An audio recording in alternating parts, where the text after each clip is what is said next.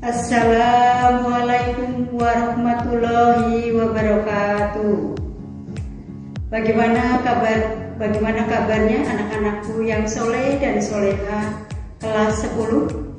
Semoga kalian dalam keadaan sehat walafiat, tidak kurang suatu apapun, dan masih tetap semangat belajar walaupun dalam keadaan kondisi pandemi seperti ini. Bertemu kembali dengan Bu Sudi, yaitu mengampu pada mata pelajaran ekonomi. Pada minggu yang lalu dengan hari ini, nanti kita akan masih keterkaitan pada materi yang kemarin, yaitu materinya adalah tentang menganalisis peran pelaku ekonomi. Tentu kalian masih ingat materi yang sudah Ibu jelaskan pada minggu yang lalu, yaitu tentang kegiatan ekonomi. Kegiatan ekonomi ada 3. Yang pertama meliputi produksi, yang kedua distribusi, yang ketiga adalah konsumsi.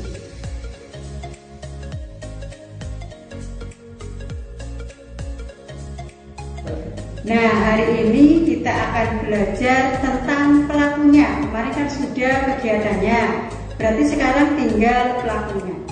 Pelaku dari kegiatan ekonomi itu pun ada 3. Lalu apa dulu yang dimaksud dengan pelaku? Pelaku itu adalah individu atau sekelompok orang yang terlibat di dalam kegiatan ekonomi. Kemarin kan sudah ada kegiatan ekonomi, ada produksi, ada distribusi, ada konsumsi. Nah, sekarang pelakunya. Pelaku itu berarti sekelompok atau individu yang terlibat di dalam kegiatan ekonomi. Nah, pelaku ekonomi ada berapa? Pelaku ekonomi itu ada 4. Yang pertama itu adalah rumah tangga konsumsi, rumah tangga produksi, dan yang ketiga adalah rumah tangga pemerintah, dan yang terakhir masyarakat luar negeri. 4 pelaku ekonomi itu memiliki peran yang berbeda-beda. Yang pertama kita jelaskan dulu adalah rumah tangga konsumsi. Rumah tangga konsumsi itu siapa? Yaitu rumah tangga keluarga yang kecil. Di situ punya peran di dalam kegiatan ekonomi. Perannya apa? Pemilik faktor produksi. Nah, faktor produksinya apa saja? Faktor produksinya itu ada 4. Yang pertama itu ada faktor produksi sumber daya alam, yang kedua adalah sumber daya manusia, yang ketiga adalah sumber daya modal, dan yang terakhir adalah kewirausahaan. Nah, lalu apa peran dari rumah tangga konsumsi yang kedua? Yang kedua itu adalah sebagai pengguna barang dan jasa. Oke, dan itu adalah peran dari rumah tangga konsumen. Kemudian yang kedua adalah rumah tangga produsen. Siapa rumah tangga produsen? Rumah tangga produsen itu adalah sebuah perusahaan yang mana rumah tangga produsen itu adalah memiliki peran. Perannya apa? Yaitu sebagai pengguna faktor produksi. Faktor produksinya sudah dijelaskan tadi, yaitu yang pertama ada sumber daya alam, ada sumber daya manusianya, ada sumber daya modal, kemudian ada kewirausahaan. Itu yang pertama. Kemudian yang kedua, apa peran dari rumah tangga produsen selain sebagai pengguna faktor produksi? Yaitu yang kedua adalah pembuat barang dan jasa untuk memenuhi kebutuhan rumah tangga konsumen. Kemudian peran ketiga apa?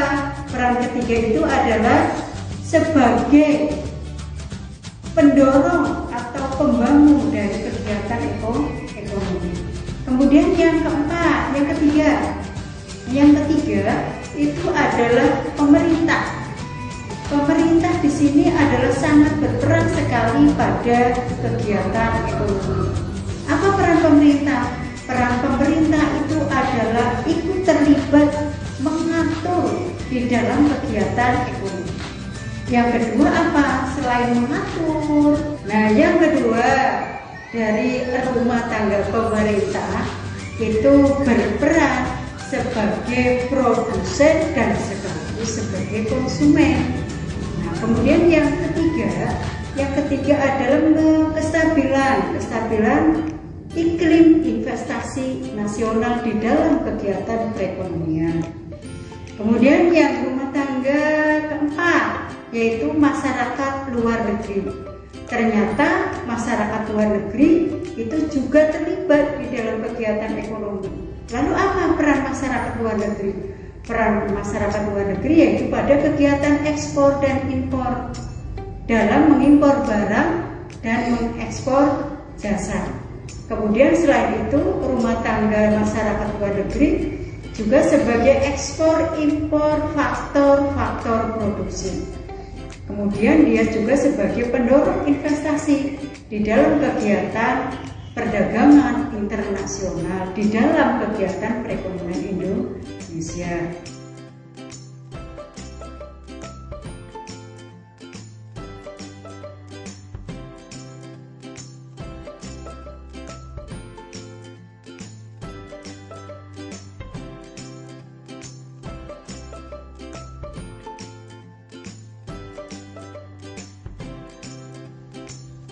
Dalam perekonomian dua sektor antara rumah tangga konsumen dengan rumah tangga produsen. Di situ dimunculkan rumah tangga konsumen dengan rumah tangga produsen. Yang mana rumah tangga konsumen itu mengirimkan faktor produksi ke rumah tangga produsen. Dari pengiriman faktor produksi tersebut, maka rumah tangga produsen mengirimkan barang dan jasa kepada rumah tangga konsumen. Atas pengiriman faktor produksi tersebut, maka memberikan pendapatan rumah tangga produsen kepada rumah tangga konsumen. Rumah tangga konsumen melakukan pembayaran atas pembelian barang dan jasa. Pada 3 sektor, yaitu rumah tangga negara. Pada rumah tangga negara, di antara rumah tangga konsumen itu berkewajiban kepada rumah tangga negara melakukan pembayaran berupa pajak. Yang begitu juga dengan rumah tangga produsen, berkewajiban kepada rumah tangga negara melakukan pembayaran pajak. Dari pembayaran pajak tersebut, baik rumah tangga konsumen dengan rumah tangga produsen itu mendapatkan hak yang diberikan oleh rumah tangga negara, yaitu subsidi kepada rumah tangga konsumen dan rumah tangga produsen. Hubungannya interaksi dengan masyarakat luar negeri, disitulah terjadi antara rumah tangga produsen dan masyarakat luar negeri terjadi kegiatan ekspor. Dengan rumah tangga konsumen, masyarakat luar negeri terjadi kegiatan impor, maka dari kegiatan impor, masyarakat luar negeri akan mendapatkan sebuah devisa negara dan rumah tangga produsen menerima pembayaran devisa negara. Dari sirkulasi flow diagram tersebut, maka terjadilah interaksi 4 sektor yang terdiri dari rumah tangga konsumen dan rumah tangga produsen serta rumah tangga negara dan masyarakat luar negeri. Dalam kegiatan masyarakat luar negeri berinteraksi melalui kegiatan perdagangan yang bernama ekspor dan impor barang dan jasa. Dengan adanya interaksi tersebut, maka pemerintah akan mendapatkan keuntungan dari sektor pajak. Berikutlah diagram arus lingkaran 4 sektor yang melibatkan masyarakat luar negeri.